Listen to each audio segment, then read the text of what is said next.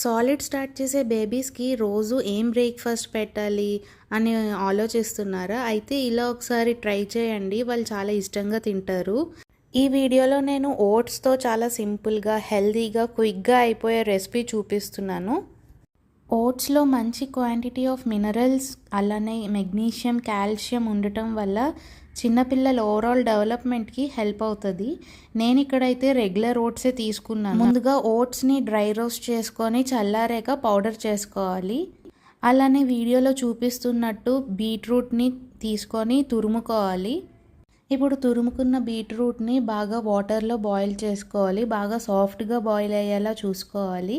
అలా బాయిల్ అయిన బీట్రూట్లోని పౌడర్ చేసుకున్న ఓట్స్ వాటర్లో మిక్స్ చేసి బాయిల్ అయ్యేలా చూసుకోవాలి. అలా బాయిల్ అవుతున్నప్పుడు కొంచెం సాల్ట్, జీరా పౌడర్, అలానే వాము పౌడర్ కూడా వేసుకోవచ్చు. వీడియో కానీ నచ్చితే లైక్, షేర్ అండ్ సబ్స్క్రైబ్.